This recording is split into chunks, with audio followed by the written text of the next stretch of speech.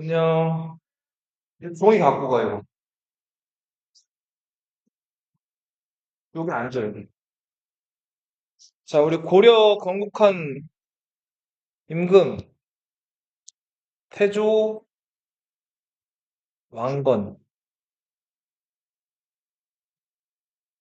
1대 왕이죠?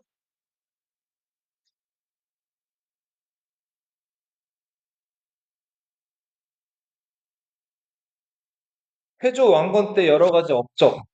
먼저, 후삼국을 통일했죠? 자, 고려 수도를 처음에 궁의 근거지였던 철원에서 왕건의 근거지였던 송악으로 옮기죠. 그리고 송악을 이름을 개경으로 바꾸게 됐죠.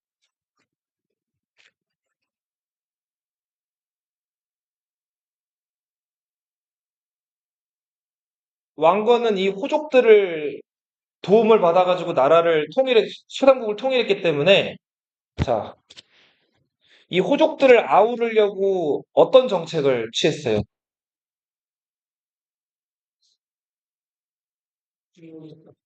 혼인 정책.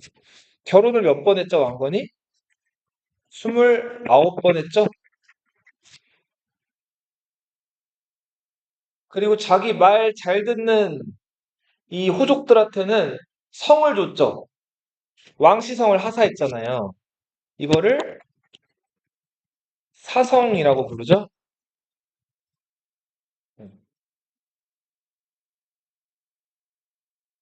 자, 이렇게 해서 여러 호족들의 도움을 이끌어냈고, 그래서 우리 고려를 호족 연합 정권이라고도 부르죠.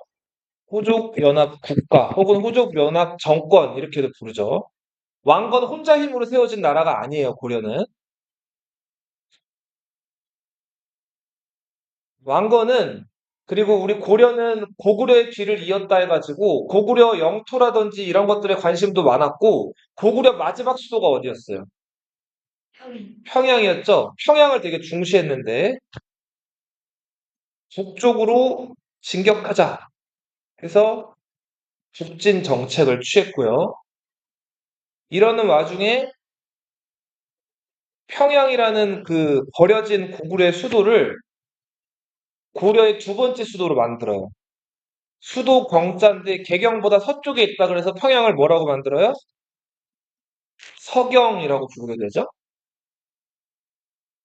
그러면서 1년에 100일씩 이 임금들이 가서 거주해라 이런 부탁을 남기기로 했을 정도로 이 서경을 왕건은 되게 중시를 했죠. 그리고 이 서경을 누구한테 맡기냐면 후삼국 통일 때 자기를 도왔던 자기의 조카, 그러니까 자기 사촌이었던, 자기 사촌이었던 왕식렴이라는 사람한테 서경 유수 자리를 줘요. 서경 유수는 지금으로 치면은 평양시장이라고 보시면 돼요. 그래서 왕식렴은 이 평양에서 막대한 군대를 키우면서 서경을 잘 개발을 해요. 여기서 군대도 많이 키우고. 자, 그리고 왕건은 이제 후세 왕들에게 10가지 부탁을 남겨요. 이게 훈요 10조죠. 저번 시간에 봤는데 이 훈요 10조의 주요 내용. 먼저 어떤 종교를 중시해라? 불교를 중시하라 그랬죠? 자, 우리 500년 고려 역사를 앞으로 계속 배울 건데 고려는 처음 시작부터 망할 때까지 어떤 종교의 나라? 불교의 나라예요. 자, 불교를 중시해라. 자, 이런 얘기를 남겼고, 그리고 네, 중국에 있는 송나라랑은 친하게 지내고, 반면에 발해를 멸망시켰던, 우리 동포를 멸망시켰던 거라는 물리쳐라. 여기 배라고 하는 건 배척하다, 등진다 이런 뜻이죠?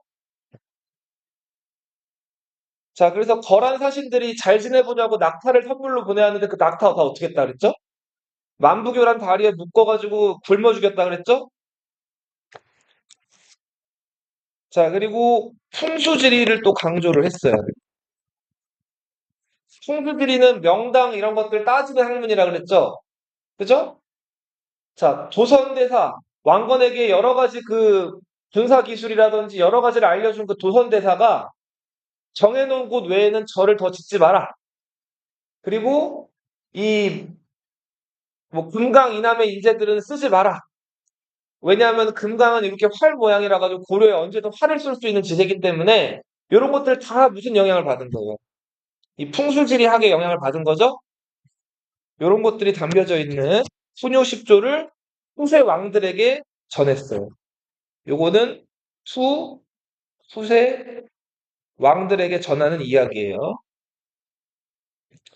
그리고 지금 전하지는 않지만 신하들에게도 지켜야 될 이야기들을 남겨줬어요. 그게 정계와 계백, 묘서. 이런 것들은 왕건이 누구에게? 신하들에게 남긴 부탁이. 근데 정계와 계백, 묘서는 지금 전한다, 전하지 않는다? 전하지 않아요. 순요 10조만 남아있죠, 지금. 왕건은 918년에 궁예를 몰아내고 왕이 된 다음에 936년에 견훤의 아들 신검을 무찌르고 후삼국을 통일했단 말이에요. 그 다음에 7년 동안 나라를 다스리다가 943년에 죽어요. 아, 그리고 업적 한 가지만 좀 더 쓸게요. 그리고 왕건은 이런 제도도 했어요. 자, 사심관 제도라는 걸 실시했어요. 자, 고려는 그 송악 호족이었던 왕건 힘으로만 세워진 게 아니라 그랬어요. 여러 호족들이 항복하고 왕건을 도와가지고 세워진 나라란 말이에요. 자, 근데 그 왕건이 처음에 후삼국을 통일했을 때 가장 세력이 좀 크고 왕건에게는 어떻게 보면 도움이 되긴 했지만 한편으로는 또 부담이 큰 호족이 하나 있었어요. 그 누구였을까요? 얘네는 원래 왕족이었어요. 그러다가 왕건한테 항복하면서 호족이 된 거예요. 가야보다 더 신라가 있죠, 그렇죠? 자, 후삼국 통일 직전에 한반도를 대표하던 나라는 어떤 나라예요? 신라죠. 그죠? 그 신라는 굉장히 고려 입장에서는 부담스러운 나라예요. 고려 막 세워지자마자 그냥 한반도 주민들을 붙들어서 물어보면 다 어느 나라 주민이라고 얘기했을까요? 오랫동안 신라 지배를 받았기 때문에 신라 사람들이란 인식은 갖고 있어도 내가 고려라는 새로운 나라의 백성이다라는 생각들은 안 하고 있을 때란 말이에요. 자, 그래서 신라가 굉장히 부담스러웠는데 그래도 아무튼 신라가 고려에게 합복을 해왔죠. 이 신라를 잘 컨트롤을 해야겠죠. 자, 신라의 마지막 왕이 혹시 누군지 기억나요? 경순왕이었죠. 경순왕 김부를 과거에 서라벌이라고 불렸던 천년 신라의 수도죠. 지금은 뭐라고 불러요? 경순왕 김부를 경주의 사심관으로 임명해요.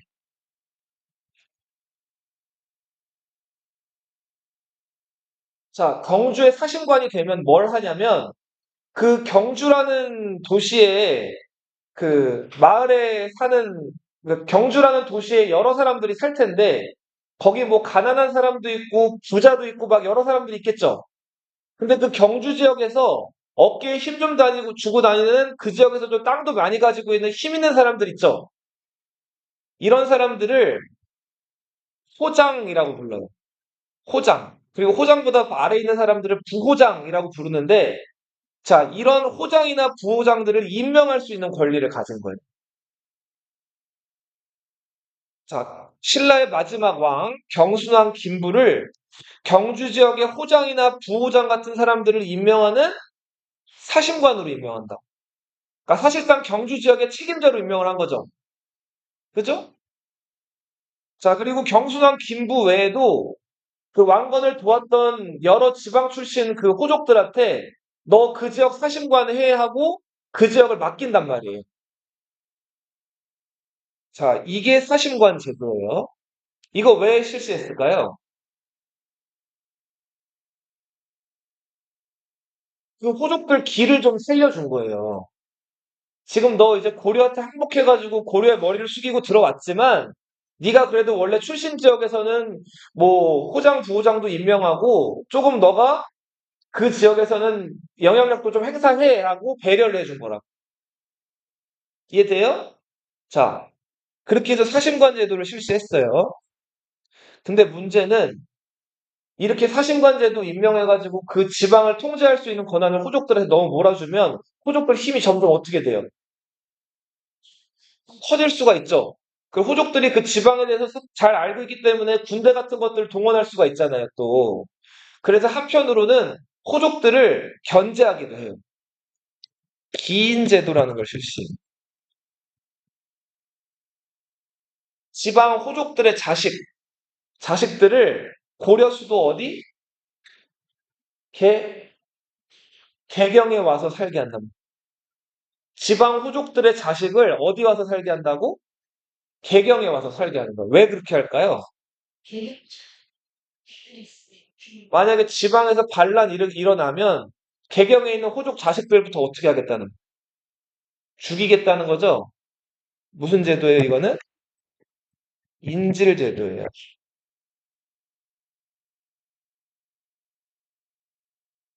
자, 이런 식으로 왕건은 수많은 호족들과 결혼도 하고 성도 주고 사신관으로 임명해서 배려도 해주는 척 하면서 한편으로는 호족들 자식들을 인질로 잡는 이런 당근과 채찍을 통해서 호족들을 잘 이렇게 이끌어 갔단 말이에요.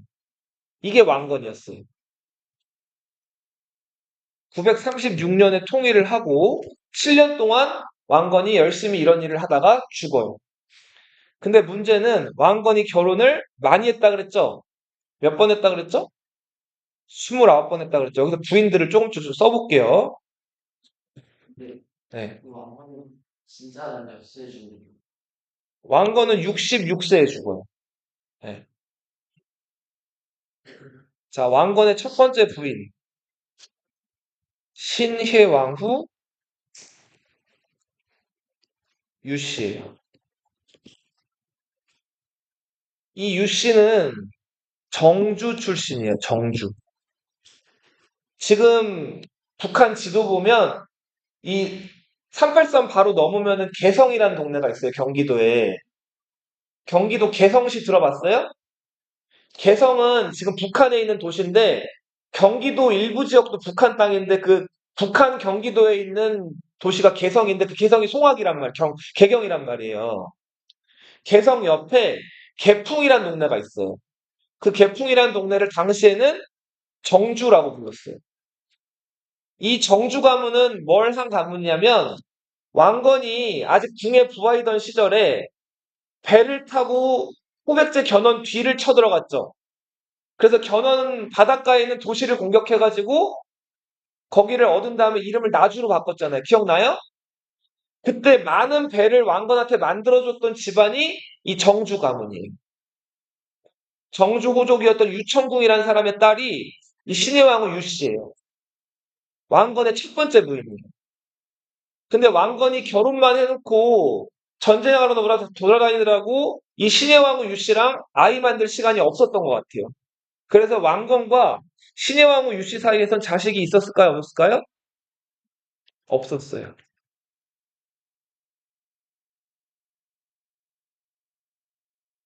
자, 왕건의 두 번째 부인이에요.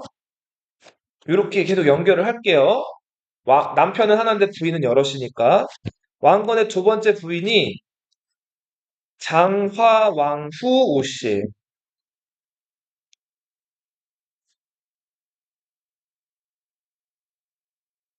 이 장화왕후 오씨는 나주 오씨예요. 우리 나주는 익숙하죠? 왕건이 수백제 그 뒷덜미를 공략한 지역이잖아요. 그죠? 전라도에. 그 나주 지역 호족이었던 다령군의 딸, 그 오씨. 네. 기억날지 모르겠는데 왕건이 그 나주 지역 쳐들어가서 그 지역 장악한 다음에 말 타다가 목말라가지고 그 빨래하는 여인한테 가서 물 한 잔 달라 그랬죠. 그랬더니 그 여인이 바가지에다가 물을 떠줬는데 물을 어떻게 떠줬어요? 네, 물에다 그 바가지에다가 나뭇잎을 하나 동동 띄워가지고 왕건한테 줬죠. 그 왕건이 이제 나뭇잎이 있으니까 물을 벌컥벌컥 못 마시고 나뭇잎이 가까이 오면 후 불고 해서 천천히 마셨죠. 그래서 왕건이 왜 이렇게 바가지에다가 나뭇잎을 띄워줬느냐 물어봤더니 급히 물 마셔서 체할까 봐 그랬다 이렇게 얘기했다 그랬죠. 왕건이 그 얘기를 듣고 지혜에 반해가지고 이 장왕 우씨와 그날 첫날 밤을 치르죠. 자, 그리고 그 사이에서 태어난 아들, 그 아들이 왕건의 큰 아들이죠. 검은색으로 다시 쓸게. 고려의 2대 임금 세종 왕후예요. 재위 기간은 943년부터 945년까지. 길어요, 짧아요? 2년밖에 왕을 못하죠. 몸이 병약했다 그래요. 근데 몸이 병약했던 것 치고는 이상할 정도로 건강한 기록들이 또 있어요. 자, 세종이 자고 있는데 침실에 그 왕규라는 사람, 야망이 큰 왕규라는 사람이 보낸 자객이 들어왔는데 자객이 들어온 걸 눈치채고 세종이 그 자객을 맨손으로 때려 죽였다 그래요. 병약한 사람이 이렇게 때려 죽일 수 있어요? 자객을? 자, 그래서 뭔가 좀 이상해요. 근데 아무튼 그 얘기를 조금 더 해볼게요. 그리고 세종은 에피소드가 있죠. 이 나주 지역은 지금으로 치면 저 시골 촌동네예요. 옛날 그 신라한테 졌던 백제의 일부 땅이기도 했고, 심지어는 백제에서도 이 나주 지역은 수도가 아니었죠. 이 바닷가에 위치한 촌동네였단 말이에요. 근데 신라한테 백제가 멸망한 다음에 여기는 더 버려지다시피 좀 관리가 안 되는 곳이었어요. 그리고 후백제가 또 고려한테 끝까지 저항하면서 이런저런 이유로 많이 차별받고 인정을 못 받는 지역이었는데, 자, 이 지역 호족의 딸이었던 장왕후 우씨와 왕건이 결혼해가지고 큰아들을 낳은 거예요. 근데 왕건이 이 장왕후 우씨 신분이 미천하다고 생각을 해가지고, 자, 남녀끼리 결혼해서 이제 잠자리를 하게 되면 사랑을 하는 거죠? 자, 사랑을 하면 남자 몸에서 뭐가 나온다 그랬죠? 그죠? 자, 근데 그 남자 몸에서 나오는 게 이제 여자 몸으로 들어가면 임신이 되는 건데, 왕건이 장왕후 우씨를 임신을 안 시키려고 어떻게 했다 그래요? 돗자리에다가 이거를 찍혔다 그랬죠? 네. 남자끼리만 있으니까. 네. 자, 그랬는데, 그 장왕호 씨가 욕심 있는 여자라 가지고, 그 돗자리에 찍한 걸 어떻게 했다 그랬어요? 자기 몸속에다 집어넣었다 그랬죠? 자, 그렇게 해서 임신을 하게 됐고, 아이가 태어났는데, 그 아이가 태어나면서부터 여기 이마에 그 돗자리 보면 주름 같은 게 있잖아요. 이 주름이 있었다는 거예요. 자, 별명은 주름진 임금님.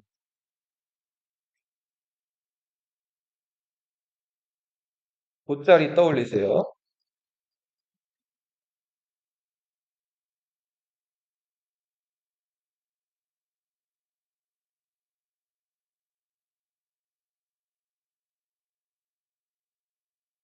자, 세종 때는 한때 이름이 함규였는데 함규 왕건한테 성을 받아가지고 왕규라고 불리는 사람이 있었어요. 네, 맞아요. 근데 이 왕규는 왕건에게 15번 자기 딸 둘이 있었는데 왕건의 15번째 부인, 16번째 부인으로 시집을 보낸 사람이에요. 그러니까 왕실의 외척이라고 할 수가 있죠. 근데 자기 두 번째 딸이었던 소광주원 부인이 왕건과의 사이에서 아들을 하나 낳아요. 그 아들이 광주 원군이라는 아들이에요. 왕규는 그 광주 원군을 그 왕으로 세우려고 세종에 대해서 반란을 일으켜요. 이게 왕규의 난이에요.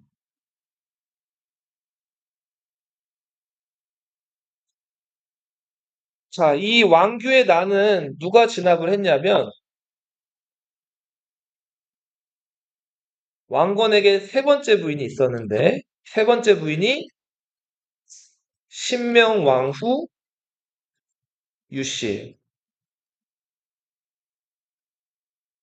신명왕후 유씨는 충주, 우리 장수왕이 중원고구려비 세웠던 거 기억나요? 장수왕이 그 한강 상류에 중원주고구려비 세웠던 그 중원이라는 곳이 충주에 있는 도시인데, 충청도의 대후족이었던 유궁달이라는 사람의 딸이에요. 이 충주 지역이 특히 왕건한테 도움을 많이 줬는데, 이 신명왕후 유씨와 왕건 사이에서 자식이 여러 태어나요.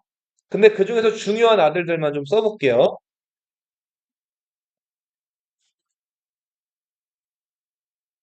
자, 큰아들이 이 세종의 뒤를 이어서 왕이 되는 정종 왕요예요. 이 왕유는 945년이 돼서 949년에 죽어요. 왕규의 난이 일어났을 때 세종이 몸이 약해가지고 들어 누워 있었기 때문에 제 역할을 못했고, 이 왕규의 난을 진압하는데 결정적인 역할을 했던 거는 훗날 정종이 되는 왕유와 왕유의 뒤를 잇는 왕유의 친동생 광종 왕소예요. 949년에 왕이 돼서 975년에 죽는 왕유랑 왕소는 자기 엄마 쪽, 외가 쪽, 이 충주 쪽 집안의 힘이나 군사력이 좀 있었기 때문에 이 도움을 받기도 했고, 자, 플러스 왕식념. 이 왕식념 아까 얘기하지 않았어요? 이 사람 어디 책임자였죠?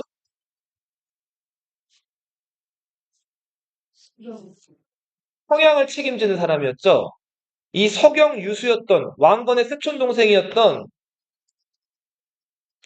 이 왕식념의 도움을 받아가지고 이 왕유와 왕소가 왕규의 난을 진압하고, 이제 때마침 마치 무슨 수학적으로 계산이라도 한 듯이 요때 세종이 2년 만에 죽는단 말이에요. 그 죽은 세종 자리를 세종에게 흥화군이라는 아들이 있었음에도 불구하고 흥화군을 제치고 세종의 배다른 동생이었던 왕요가 3대 왕이 됐어요.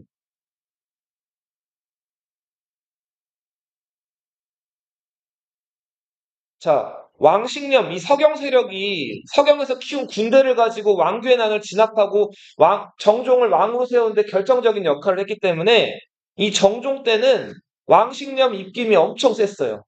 왕식념이 최고 권력을 휘둘렀단 말이에요.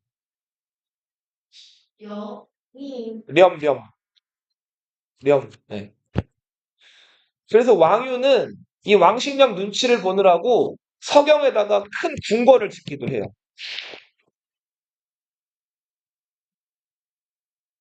근데 왕이 사는 궁궐 짓는 거 조그만 건축일까요? 큰 건축일까요? 엄청 큰 건축이겠죠? 자, 이거 다 누가 할까요? 이 공사. 백성들이 한단 말이에요. 그래서 많은 돈이랑 사람들이 들어갔기 때문에 백성들 원망이 엄청 컸다 그래요. 그리고 정종 때는 거란 군대를 한번 본때를 보여주겠다. 원래 거란이랑 사이가 안 좋았잖아요. 거란을 한번 쳐들어가기 위해서 고려 전국에서 군대를 모으는데 그 군대를 광군이라고 불러요. 빛광자. 이 군대가 무려 30만이었다. 거란을 공격하기 위한 군대였어요. 자, 그렇게 해서 왕유가 4년 동안 왕노릇을 했는데, 당시 고려 초기에는,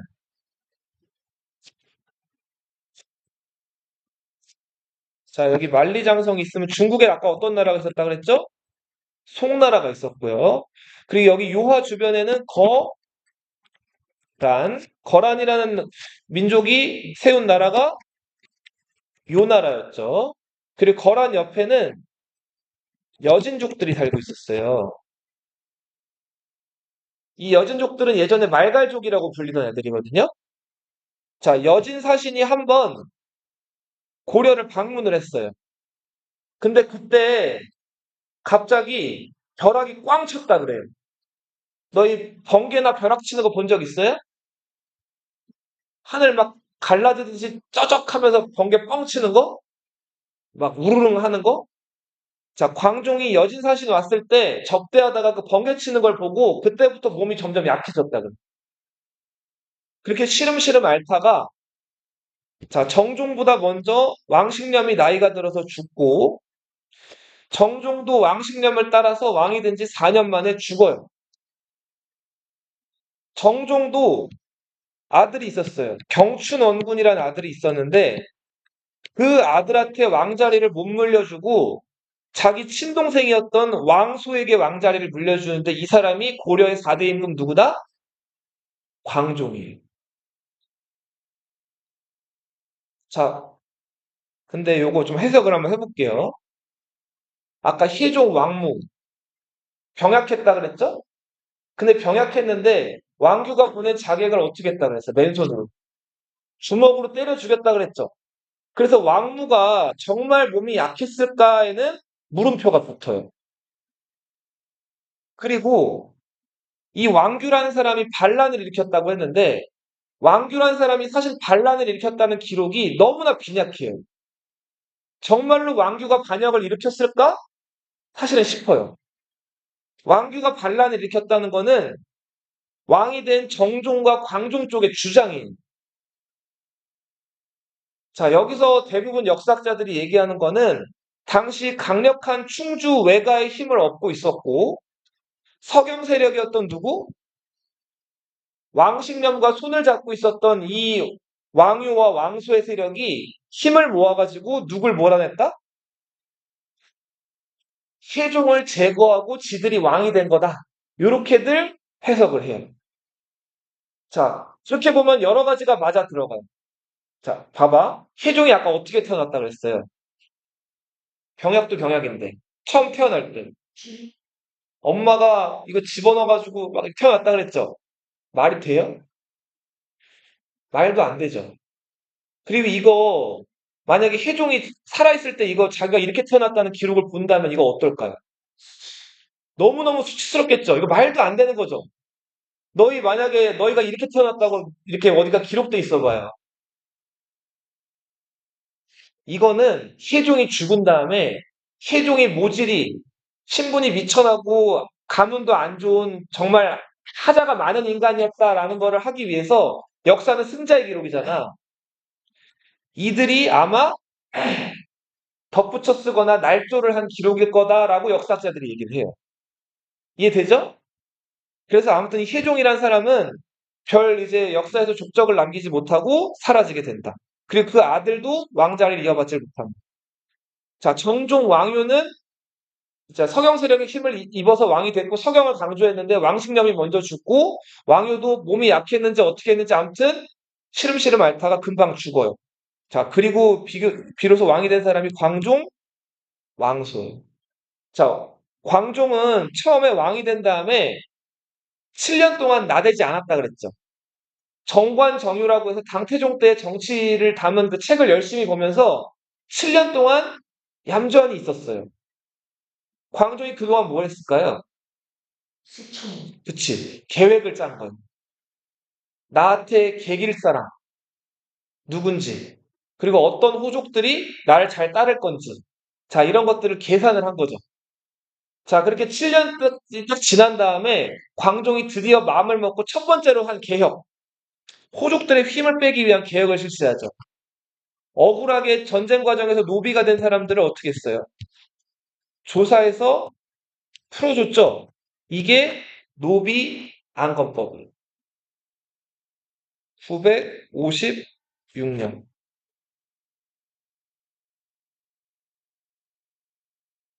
자, 그리고 2년 후에 더 파격적인 제도를 하나 만들어요. 시험을 봐가지고 관리들을 뽑는 과거 제도를 실시하죠. 958년. 중국에서 귀화한 쌍기라는 사람, 성도 쌍씨라는 거 보면 딱 중국인이죠. 중국인 쌍기의 건의를 받아들여가지고 시험 봐가지고 인재를 뽑는 거예요. 자, 이 억울하게 노비가 된 사람들 다 호족들 소유였단 말이에요. 이 사람들 평민으로 풀어줘요. 그리고 호족들 자식들만 관직에 나갔는데 시험 봐가지고 능력 있는 사람들이면 호족의 자식이 아니라도 관직에 나갈 수가 있는 거예요. 이거는 후족들을 어떻게 하겠다는 거예요? 약하게 만들겠다는 거죠?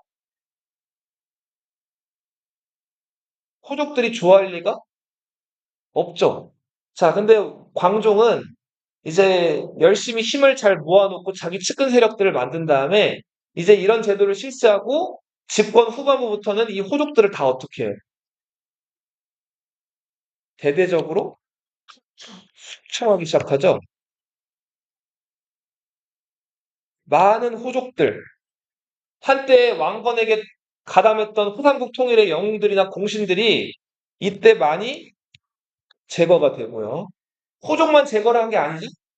광종은 그죠. 왕건이 29번에 결혼해서 아들 25명, 딸 9명이었다 그랬잖아요. 그 남은 왕건의 많은 아들들, 동족들을 대부분 다 제거한단 말이에요. 이렇게 해서 강력하게 왕권을 만든 사람이 고려의 광종이죠. 심지어는 자기 배다른 형, 세종의 아들이었던 흥화군도 광종의 수청에서 죽고요. 자기 친형의 아들, 경춘원군도 다 죽여버려요. 자, 이런 식으로 라이벌들, 자기 왕자리에 위협이 될 만한 사람들을 다 제거해버리죠. 자, 왕건의 네 번째 부인이에요. 왕건은 29번 결혼을 했는데 6명만 왕후라고 불렀어요. 그 왕후라고 불린 부인들은 나머지 23명 다 부인이었단 말이에요. 그럼 왕후라고 불린 왕건의 부인들은 자식들이나 혹은 자기 딸들이 왕이나 왕비가 된 사람들을 다 왕후라고 높인 거예요. 자, 네 번째 부인이 신정왕후 황보씨였어요. 자, 이 신정왕후 황보씨, 황이란 이름에서 알 수 있듯이 황주 출신이에요. 너희 경기도 위에 뭐가 있어요? 북한에. 개성 있고 또 황, 황해도가 있죠, 황해도. 황해도에서 제일 중요한 동네가 황주랑 해주기 때문에 황해도예요. 이 황주의 대호족의 딸이 황보씨였단 말이에요. 이 황보씨랑 왕건이 이제 결혼을 해가지고 자식을 낳는데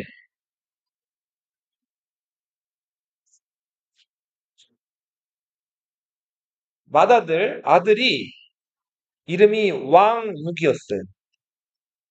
원래 이 왕욱이가 오빠예요. 근데 이 좀 선생님 편의상 아래다 쓸게요. 자, 그리고 왕욱의 여동생이 대목왕후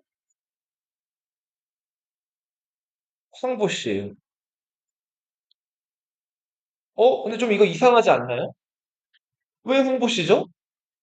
왕건이랑 신정왕후 황보씨랑 결혼했으면 이 딸은 뭐가 돼야 돼요? 왕씨가 돼야 되죠. 자, 근데 이게 고려시대 근친혼, 고려시대 그리고 왕실의 어떤 독특한 특징인데 이 왕건과 결혼한 어떤 가문에서 딸이 태어나면 엄마 쪽 성씨를 따라가게 해요. 아니면 할머니 쪽 성씨를 따라가게 해요. 이게 왜 그랬을까요? 다 왕씨성이 돼버리면은 이 황주 집안의 흔적이 어떻게 돼요? 사라지게 되죠. 그죠? 그래서 힘이 센 그 호족 집안이 있으면은 그 호족 집안 외가 쪽이나 할머니 쪽 이름을 따라가게 한다고. 몇몇 집안이 그래. 그래서 이 왕건의 딸이었던 황보 씨도, 그러니까 대모광후도 왕씨라고 불리지 않고 황보 씨라고 불리게 되죠. 대모광후 황보 씨는 자기 오빠, 오빠는 오빠인데 엄마가 다른 오빠죠. 광중과 결혼을 해요. 자, 그리고 이 광종과 결혼을 해가지고, 야, 고려시대 선생님 봐봐. 고려시대 왕들의 딸을 공주라고 하죠? 공주의 결혼이 54케이스가 고려사에 기록이 돼 있어요. 54개 케이스.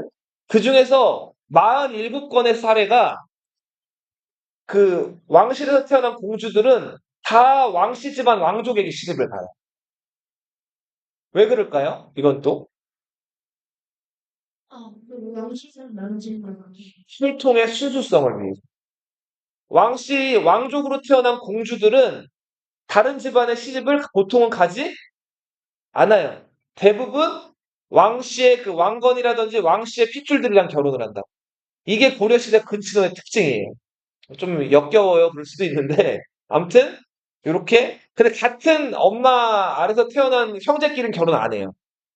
엄마가 다른 경우에는 결혼을 하는 거예요. 아빠가 같더라. 네. 계모광 황보 씨와 광종과의 사이에서 아들이 하나 태어나는데 그 아들이 고려의 5번째 임금 경종이에요. 경종 왕주. 975년부터 981년까지 6년밖에 왕노릇을 못해요. 아버지 광종이 집권 말년에 자기 아들도 의심해가지고 네가 내 왕자리 위협하는 거 아니야? 태자였던 왕주도 죽이려고 그랬다 그래요. 그래서 아버지 때문에 오들오들 떨면서 스트레스를 많이 받아서 그런지 모르겠는데 왕이 된 다음에 6년밖에 못 살고 죽어요. 자, 경종 때는 아버지 광종이 호족들이랑 왕족들을 다 죽여버리고 힘을 빼놨죠. 자, 이제 왕권이 되게 강해졌단 말이에요. 이 강해진 왕권을 바탕으로, 자, 선생님 봐봐. 1등부터 꼴찌까지 순위를 매기는 거예요. 순위를 매길 수 있는 사람은 이들보다 힘이 더 크기 때문에 이 사람들 순위를 매기는 거죠. 그죠? 그래서 이 경종이 여러 공무원들의 어떤 급수라든지 이들의 월급 주는 시스템을 만들어요. 자, 경종이 고려 관리들에게 월급 주는 시스템 만들었는데 이 시스템을 맞아요. 전식과라고 불러요. 뭐라고 부른다고요? 전식과.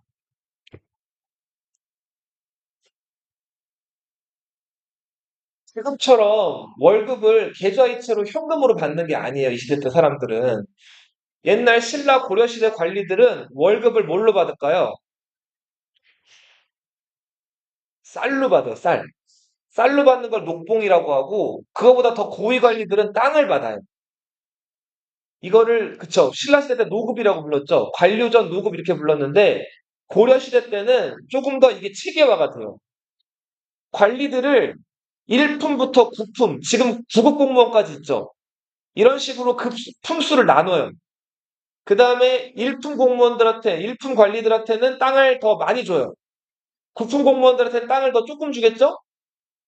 자, 원래 나라 땅에 있으면 그 땅에 사는 농민들은 식량을 거기서 생산을 하면 나라의 10분의 1씩 세금을 내야 되는데 관리가 돼서 그 땅을 나라로부터 받으면 거기 사는 백성들이 내야 될 세금을 이 관리가 대신 받는 거예요. 네. 이런 거를 이제 수조라고 부르는데 아무튼 자, 이 전은 문경지를 뜻해요. 시는 임야를 뜻해요. 임야. 개천자. 그러니까 농사 짓는 땅. 시는 임야는 뭘까? 임야. 저기 산 같은 데 나무나 아니면 나물이나 여기 산에 있는 어떤 그런 것들도 다 자원으로 쓸 수가 있죠. 이 산에 있는 그런 것들을 임야라고 부른다. 땔감 같은 거 구할 수 있는 곳. 이런 것들을 과는 등급이거든요. 등급에 맞게 관리들에게 나눠주는 시스템을 뭐라고 한다? 전식과라고. 아까 지원이가 굉장히 고급 어휘를 쓰면서 얘기를 했는데 경종 때 처음으로 시작된 전식과라고 해가지고 이 전식과를 무슨 전식과라고 할까요? 시정 전식과라고. 시는 뭐 할 때 하는 뜻? 시작한다. 네, 처음이란 뜻이에요. 자, 경종은 이제 그 아내가 있었는데 경종 아내 얘기를 하기 전에 이제 왕건의 다른 아내 얘기를 조금 더 해야 돼요. 자,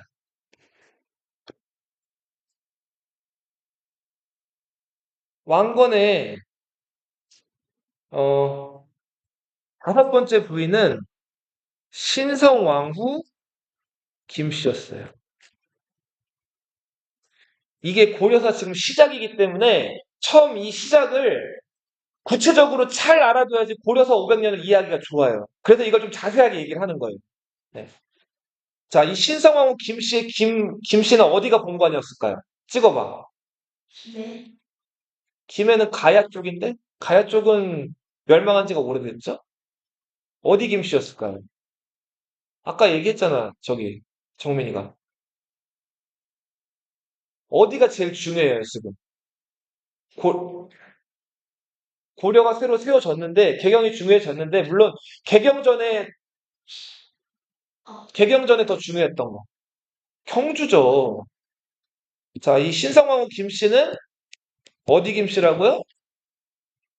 신라 왕족이에요. 경순왕 김부, 김부의 큰아빠, 그러니까 아빠의 형이죠? 김옥렴이라는 사람의 딸이 이 여자였어요. 그러니까 한마디로 얘기하면 신라 왕족이죠. 신라 왕족이랑 왕건이 결혼을 한 거예요. 다분히 정치적인 의도가 있죠? 신라 왕족을 끌어안겠다는 거잖아요. 자, 이 사이에서 태어난 아들이 또 왕욱이에요. 네. 자, 요거 나중에 구분하는 걸 선생님이 써줄 거예요.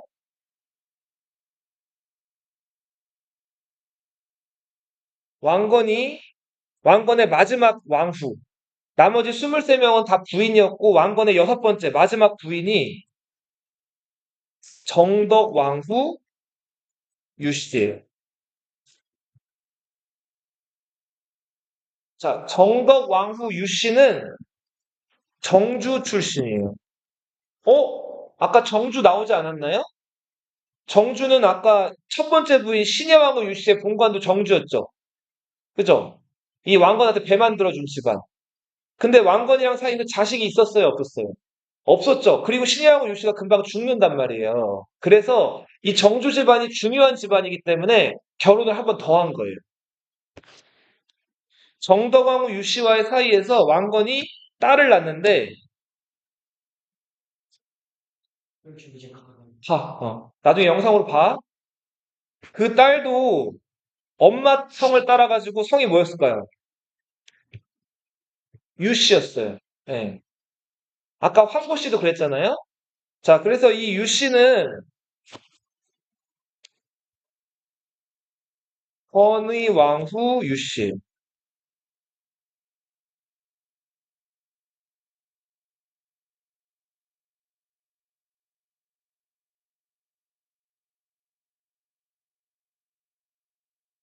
자, 이 선의 왕후 유씨와 그리고 신정왕후 황보 씨의 아들이었던 이 왕욱 있죠?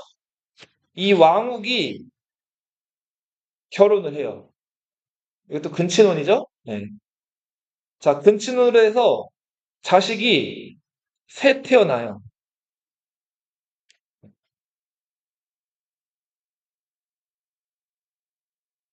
자, 큰아들이 왕치,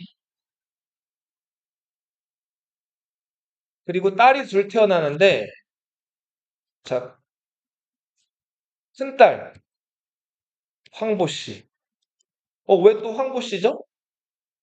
엄마가 유씨니까 유씨를 가야 되는 거 아닌가요? 근데 유씨 할머니 성을 따라. 둘째 딸도 성이 황보 씨. 실. 그래서 유씨를 안 줬어요.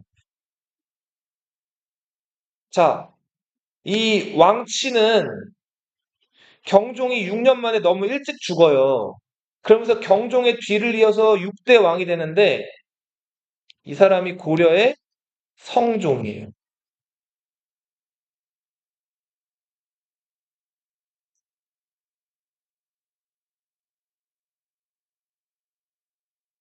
자, 이 성자 붙은 왕들은 나라 체제를 완성시킨 사람들이에요. 자, 어떤 식으로 완성을 시켰냐면 성종 때 활약했던 유명한 관리로 최승로라는 관리가 있었어요. 누구? 최승로. 우리 신라 말기에는 최치원이 있었죠? 고려 성종 때는 누가 있었다? 최승로. 맞아요. 시무책 몇 조? 28조를 올려. 철관에 연등에 불교 행사가 너무나 야단법석 엄청 화려했다 그랬죠? 돈도 많이 들고. 불교 행사를 줄이세요. 대신에 나라를 관리들은 군주에게 충성하고 자식은 부모에게 효도하는 뭘로 다스리세요? 유교식으로 다스리라는.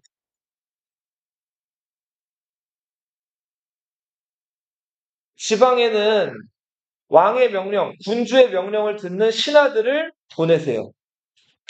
지방관을 보내시라는.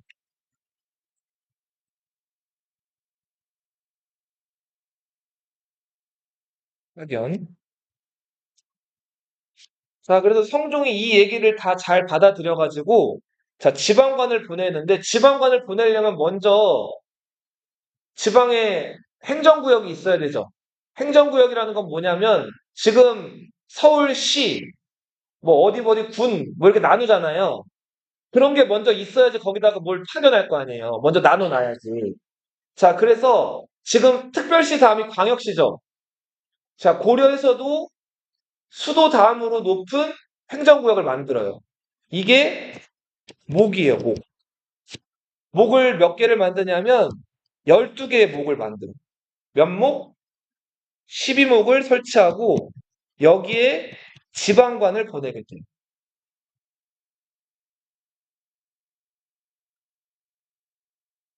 그리고 우리 고려시대 때는 자, 신라시대 때는 호족이라고 불렸던 사람들 있죠? 이 사람들 지방의 실세들이었죠. 근데 이 호족들을 이제 성종 때 와가지고 호족이라고 안 부르고 시골 향자 써가지고 시골에 있는 관리에서 뭐라고 부르게 된다? 향리라고 부르게 돼요. 자, 신라 말기는 호족의 시대였죠. 고려 초까지는. 고려 시대 때부터는 누구의 시대예요? 지방은 향리의 시대예요. 자, 그리고 중국 관직 제도를 받아들여서 이성 육부 제도라는 걸 도입을 해요. 중서문화성, 상서성, 이성과 이호, 예병, 현공, 육부 제도를 도입해요. 이렇게 해서 나라를 다스려 갔죠. 자, 성종 때는 성종이 정치를 아주 잘했어요. 근데 문제가 이 바깥 상황이 조금 심상치가 않았어요. 묘하죠? 여기 만리장성 아래 누가 산다 그랬어요? 송, 중국에. 여기 거란족이 세운 나라가 무슨 나라였죠? 요 나라였죠? 그리고 여기는 여진족들이 넓게 산다 그랬죠? 요 나라 입장에서는 송나라가 힘이 없기 때문에 송나라를 얼른 들어가서 멸망시켜버리고 싶은데 문제는 고려예요. 부담스러워요. 만만치가 않고 고려가 건국 초부터 거란이랑 사이가 안 좋았죠. 그래서 요 나라가 송나라를 쳐들어가면 고려가 뒤를 칠 것 같은 거예요. 고려 입장에서 걱정이 됐겠, 요 나라 입장에서 걱정이 됐겠죠? 그쵸. 그래서 거란에서 고려에다가 과거처럼 잘 지내보자고 낙타를 보낸 게 아니라 군대를 보내요. 자, 군대를 무려 요 나라 쪽 기록에 의하면은 80만 군대를 거란의 1차 침략. 80만이라는 숫자는 완전히 뻥. 이 당시 요 만주 지역에 살고 있는 인구를 다 합쳐도 50만 명이 안 됐거든요. 근데 군대를 80만을 동원한다는 거는 말이 돼야 안 돼요. 많이 잡아봤자 8만 명이에요. 근데 아무튼 8만 명도 적지 않죠. 쳐들어왔어요. 자, 이거를 쳐들어왔는데 당시 이걸 이끌었던 장군이 소손영이라는 장군이었어. 예. 자, 소손영이 왔는데 고려에서는 서희라는 사람이 소손영을 맞죠. 소손영이 이렇게 얘기했죠. 여기에 옛날에 고구려가 있었는데 우리가 지금 고구려 땅에서 일어났기 때문에 자, 여기 과거에 너희가 차지하고 있는 평양이나 고구려 옛 땅들은 다 요 나라 땅이라는 거예요. 서희가 이렇게 반박하죠. 우리 나라 이름 봐라. 뭐냐? 고려 아니냐? 고구려의 뒤를 이은 건 너희가 아니라 우리다. 너희 논리대로라면 지금 너희가 있는 수도, 요 나라 여기 핵심 지역도 다 우리 땅이다. 그러니까 너희가 쳐들어온 거는 말도 안 된다. 자, 그랬더니 소손영이 아, 모르겠고 그러면은 힘 대 힘으로 붙자. 자, 그랬더니 서희가 그제서야 꼬리를 내리죠. 자, 우리가 힘이 지금 부족하기 때문에 너희 요 나라한테 우리가 조공을 바치고 머리를 숙일게. 대신에 자, 우리가 너희들한테 조공을 지금 바치러 가야 되는데 우리가 여기를 지나가야 된다는 거예요. 근데 여기 지금 여진족들이 살고 있어가지고 여기가 지금 막혀 있기 때문에 우리가 여진족들 몰아내고 여기에다가 너희 조공 바칠 그 길을 좀 확보를 할게. 자, 서희가 이렇게 얘기를 했고 거란 쪽에서는 고려랑 지금 전쟁을 무리하게 벌이기보다는 고려를 달래놓고 송나라를 치는 게 목적이었기 때문에 고려의 제안을 받아들인단 말이에요. 자, 그래서 고려가 거란에 바칠 조공로를 확보할 목적으로 차지한 땅이 있는데 아까 얘기한 이 땅을 강동육주라고 해요. 물론 뒤를 좀 이렇게 살펴보면 좀 깔끔하게 우리가 아주 멋지게 이제 그 거란을 굴복시킨 다음에 얻은 땅은 아니죠. 거란한테 조공을 바칠 명목으로 얻은 땅이긴 하지만 그래도 아무튼 서희가 말을 잘해가지고 여기 땅을 차지하게 됐죠. 6개의 성을 쌓았단 말이에요. 음. 네. 자, 이게 서희의 외교 담판이에요. 이렇게 고려는 외교를 아주 잘했어요. 요 얘기만 마지막으로 하고 마칠 거예요. 성종이 왕이 됐죠. 왕이 됐기 때문에 자기 아버지 누구예요? 이 사람 왕후이죠. 근데 이 사람은 살아있을 때 왕이 된 사람이에요? 못 된 사람이에요? 왕이 못 됐죠. 그래서 자기 아버지 왕후를 이미 죽었지만 왕으로 높인단 말이에요. 이런 거를 추존이라고 불러요. 자기가 왕이 됐을 때 왕이 아니었던 자기 아버지를 죽었지만 왕으로 높이는 걸 추존이라고 하는데 대종이라고 추존을 해요. 자기 아버지 왕후를 뭐라고 추존했다고요? 대종으로 추존을 하죠. 성종은 아들이 없었어요. 딸만 있었단 말이에요. 자, 그래서 성종이 981년부터 997년까지 16년 동안 왕을 하고 죽게 되는데 자기가 아들이 없었기 때문에 자기한테 왕자리를 준 경종, 이 경종이 누구랑 결혼을 하냐면 이 성종의 여동생이었던 황보 씨랑 결혼을 한단 말이에요. 이 그리고 이 성종의 두 번째 여동생이었던 이 황보 씨랑도 결혼을 또 해요. 네. 첫 번째 성종의 여동생이 헌의 왕후 황보 씨예요. 경종의 부인이죠. 그리고 두 번째 성종의 여동생은 헌정 왕후 황보 씨예요. 경종은 헌의 왕후 황보 씨 사이에서 자식이 하나가 있었어요. 그 자식이 성종의 아들이 없었다 그랬죠? 목종이에요. 왕송. 997년에 왕이 돼서 1009년에 신하한테 살해가 되면서 쫓겨나요, 왕자리에서. 신하한테 쫓겨난 다음에 살해가 돼요. 네. 진무신. 네. 헌정왕후 황보 씨랑 경종 사이에서는 자식이 없었어요. 자, 근데 성종이 죽고서 헌혜왕후 황보 씨와의 사이에서 낳은 아들, 이 왕송이 왕이 됐기 때문에 헌혜왕후는 뭐가 됐을까요? 왕의 엄마니까. 태후가 됐겠죠? 왕의 엄마니까. 자, 근데 헌혜왕후 황보 씨가 천추전이라는 건물에 살았어요. 그래서 헌혜왕후 황보 씨를 무슨 태후라고 불러요? 천추태후라고. 헌혜왕후 황보 씨를 뭐라고 부른다고요? 천추태후라고 불러요. 자, 근데 봐봐. 태후가 됐으니까 왕후보다도 높아가지고 되게 이제 궁에서 떵떵거리면서 잘 살게 됐는데 문제는 천추태후의 여동생이었던 헌정왕후 황보 씨는 자식을 낳았어요, 못 낳았어요? 못 낳았죠. 그래서 헌정왕후 황보 씨는 이 그 궁 밖으로 나가 살게 돼요. 근데 궁 밖으로 나가 사는데 옆집에 살던 왕건과 신성왕후 김씨의 아들 이왕후과 왔다 갔다 하다가 띠용 눈이 맞아요. 자, 그리고 이 헌정왕후 황보 씨랑 왕후 사이에서 사생아, 인정받지 못할 정식 결혼 사이에서 낳은 아이가 아니라 자, 부인도 있었거든요. 아이가 태어난단 말이에요. 그 아이가 대량원. 근데 왕후는 좀 훨씬. 그쵸? 삼촌이에요, 삼촌. 촌수로 따지면. 삼촌과 조카가 결혼을 합니다.